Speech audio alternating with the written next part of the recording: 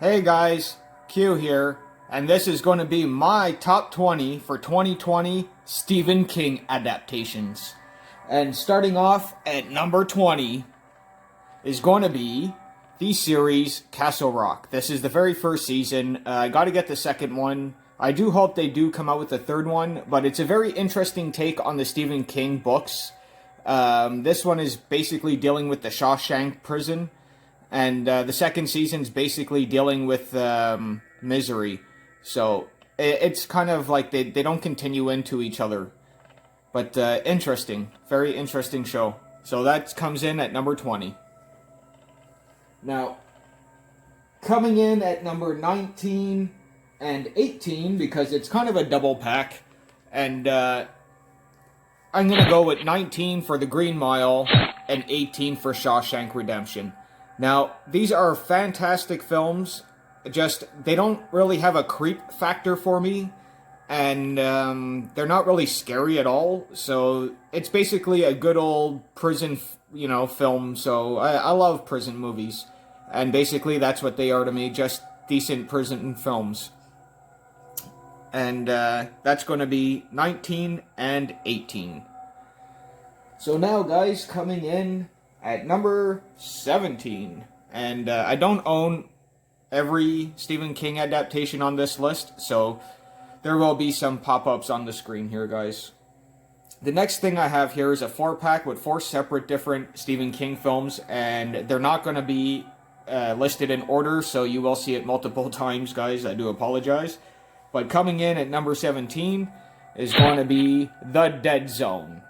And I absolutely like The Dead Zone. It's a fun watch. I love Christopher Walken, so, it's a win-win type deal. And coming in at number 16 is going to have to be, for me, Salem's Lot. I really do enjoy this film. It has a nice, awesome creep factor, and I don't know, there's something about it that I just really enjoy. Alright guys, coming in now at number 15 is another film that I don't own, and it will be Cujo. How can you not love this film? What a crazy thing that happened to a poor dog getting bit by a bat, and the poor woman trying to protect her kid in a broken down car. Just makes you wish you had a weapon in your vehicle at all times just in case, And if you don't, try to grab something, wrap yourself up the best you can and go and take care of that dog, guys, because there's no other way. Alright, now coming in at number 14, I do apologize, but I do not own this one either, and that is Carrie, the original. And I do absolutely love the original. I love the remake as well, I really do. I thought they did a great job for both, and but Sissy Spacek will always be my Carrie. And just overall, I have fun with seeing Travolta in that film. I don't find Travolta's in enough horror. I like to see him in more horror films. Alright guys, coming in at number 13, another film that I do not own, and that's going to be Cat's Eyes. Again, I absolutely love Cat's Eyes. I love every single story in Cat's Eyes, but the one with the troll and Drew Barrymore, that one freaked me out a lot as a kid. Just the overall fact of the troll being able to crawl up onto your bed sheets and steal the air out of the breath of children and block the door so the parents cannot get in and the troll can do this. It freaked me out as a kid. Alright guys, coming in at number 12 is going to be Sleepwalkers. Now this movie was pretty cool. Some folks don't care for it, but I know I really do. I think it was pretty cool, decent practical effects, and just an interesting story all around. Alright guys, coming in at number 11 is Sometimes They Come Back. Now, I would have ranked this one a little bit higher, but it's hard to with the ones that are from, 10 and on. It was a big toss-up between from this one and number 10, and it just missed my number 10 mark. But I do really enjoy this film. I can watch this, the first time I watched this, I rewound it and watched it again. I thought it was such an amazing, well-done film, and it kind of blew me away. I love the greasers, the way they act and everything in this film. And I believe it's Grady from Nightmare on Elm Street 2 plays in this as well, and he's pretty good in this. I really did like him. Alright guys, now coming in at number 10, again another film I do not own, and that would be The Running Man. I know it's more of an action film, but I really do enjoy this one. Has a really fun little adventure going through the game, you know, the game show, and I really enjoy that. The kills are fun, the one-liners are pretty cool, and going through that tunnel with that little like bobsled thing looked fun. Alright guys, coming in at number 9 is going to be Children of the Corn. I actually really do enjoy the first Children of the Corn. Linda Hamilton, you know, not bad. I prefer her more in the Terminator series. Don't see her great as a horror film person, but she could probably surprise me if she decided to do some horror films. Alright guys, coming in at number 8, and again, I do not own this, and I apologize, and that is going to be Misery. Oh, Misery. You cannot not love Misery. Come on, guys. What isn't there to love? Kathy Bates at her best. Scared the crap out of me to become a book writer. You know, can you imagine, guys?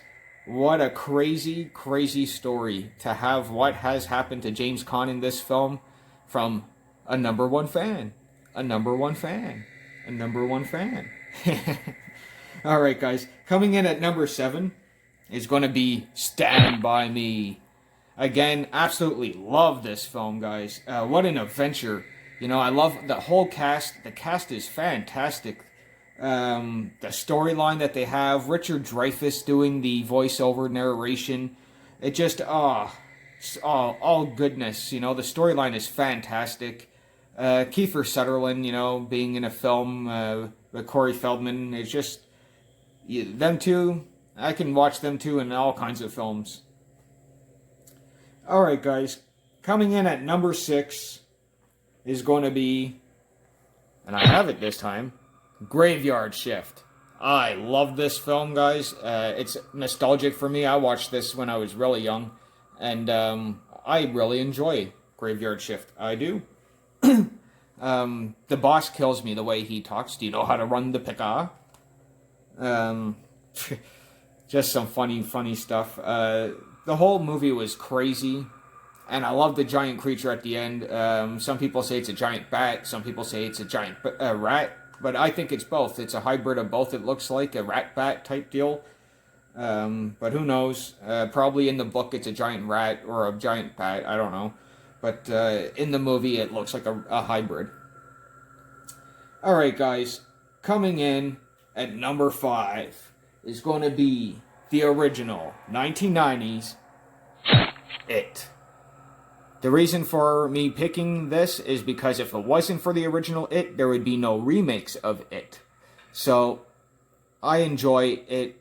I gotta watch this one first before I do watch the remakes, and that's how I like to watch them. I watch this and then the other two.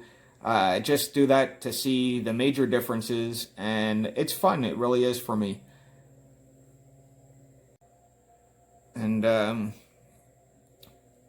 come on, guys. You got Tim Curry as Pennywise. He did an amazing job. One of my most favorite films with him in it. And the cast that they use for the adults is just freaking amazing, guys. I love the cast that they have for the adults. The kids weren't too bad. It's kind of weird because I love the adult cast in the original and not so much of the kids. And in the new remakes, I like the kid cast more than the adult cast. So, number 5 is It. Okay, guys, coming in at number 4 is going to be Pet Sematary. I absolutely love Pet Sematary. I know I say I absolutely love. I just love Stephen King, guys. What do you want me to say? Each film that he does for me is just amazing. I know some of them he really liked and a lot that he didn't. But if it wasn't for his creativity, we would never seen any of these. So, I absolutely love, like I said, Pet Cemetery. You know, you got Gage, the poor kid gets hit by the truck, but before hence, you know, it was church, and just a lot of bizarre stuff starts happening when you go and bury these people at the Pet Cemetery. Alright guys, coming in at number 3 is a film I do not own physically, and it's going to be Christine. Again, absolutely love this film. To me, it is one of the best car films I have ever seen. I do also like The Car and The Hearse. Those are also fun films, but Christine to me is the number 1 out of the 3 just because of the characters and the music and the car alone. Just overall a good time, guys. Alright, I'm coming close to the ending here. So number 2 is going to be Silver Bullet. I know that's a lot of number 1 werewolf film for a lot of folks, but that's my second favorite werewolf film of all time. My first being American Werewolf in London, and then it's The Howling. But you can't go wrong with Silver Bullet, guys. You got Corey Haim, you got Gary Busey. You know, they have a connection in that film that was just amazing to me, guys. Alright, coming in at number 1. And of course, guys, you all probably know what that's going to be, and that is The Shining. Look at that pretty mug. Here's Johnny. Love this film, guys. I just can't get enough. I watch this one 8 times a year. I swear to God, I watch this that much. Doctor Sleep, not so much. But I do enjoy Doctor Sleep. This is just overall a fantastic, fun just watch overall. I really love the creepiness. I love the details of this place, the blueprints. Like, you know, it's just being snowed in and basically nowhere. You know, you're in the middle of nowhere. You're being snowed in, and there's no way to go to town and stuff. And just the ghosts.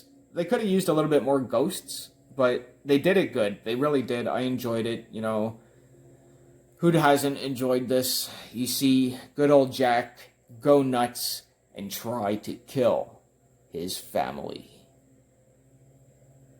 Because all work and no play makes Jack a dull boy.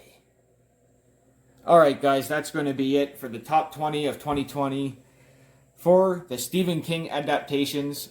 Thanks for watching. I hope you all enjoyed. Y'all take care. Ciao.